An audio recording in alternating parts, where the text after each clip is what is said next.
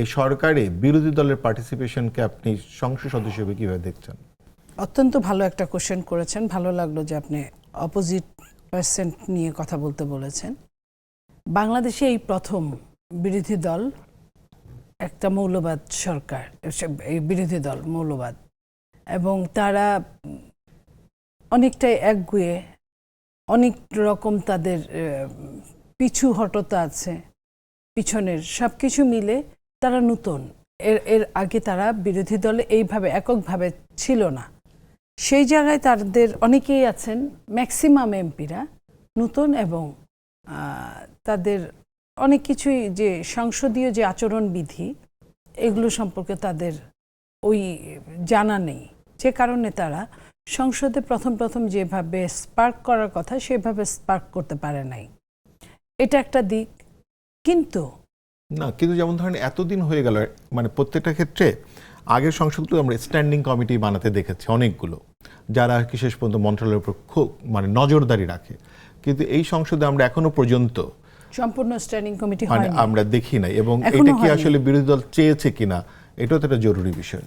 বিরোধী দলকে আমি এটাই বললাম যে চাইতে গেলে তো এটা জানতে হবে যে এত দিনের মধ্যে আমার চাওয়া দরকার, এবং প্রত্যেকটাতেই বিরোধী দলের একজন সদস্য তো থাকবেই, মাস্ট।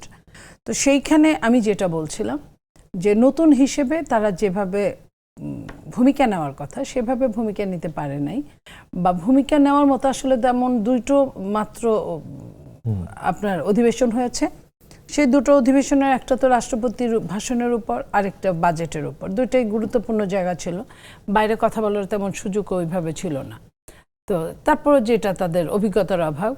কিন্তু রাজপথে তারা বিভিন্ন সময় বিভিন্নভাবে ভয়ভীতি দেখাচ্ছিল, যেটার দরকার ছিল না। এত অল্প বয়সের সরকার, যে সরকারকে এই যে 6 মাস এখন গেল মাত্র, তো তারা আরো আগে থেকে, আমি তো 6 মাসের হিসেবটা আপনি বলছেন, আমি 6 মাসের কথা বলছি, যখন সরকারের একদম দায়িত্ব নেওয়ার সময় তখনই বলল যে এর চেয়ে অজনপ্রিয় সরকার পৃথিবীর কোথাও নাই, বিরল, কিংবা এই সরকারকে আমরা থাকতে দিব না, অথবা যেভাবে আমরা ফ্যাসিস্টকে বিদায় করেছি সেই একইভাবে। এটা এখানে কোনো রাগঢাক নাই।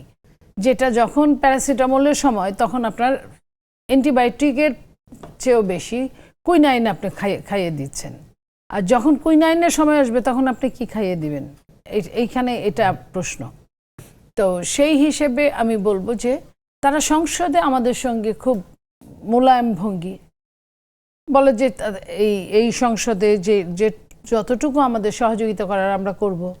আপনার একটা এক্সাম্পল দেই, বাজেট অধিবেশনের প্রথম দিন যখন বাজেট পেশ করা হলো, তারা একটা কথাও বলে নাই, একটা প্রতিবাদও করে নাই, যেটা রেয়ার ছিল। এর আগে বিএনপি আওয়ামী লীগের বাজেটগুলোতে তারা আপনার বর্জন করা, সংসদ বর্জন করা, মিছিল করা, এগুলা।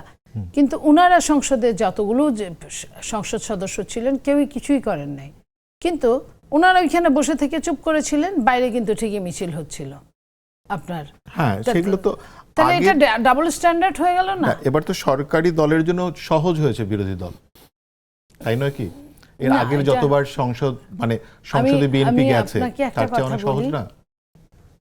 যারা জানে, আপনি একজন শিক্ষিত শিক্ষক, আপনি বুঝেন, যারা জানে তাদের সাথে আপনার তর্ক করে যে মজাটা পান, যারা জানেন না তাদের সাথে কিন্তু আপনি তর্কে ওই মজাটা পান না। এককভাবে হয়তো আপনি বিজয়ী হতে পারেন, কিন্তু যে আপনার ভেতরের যে আকুতিটা সেটা পূরণ হয় না।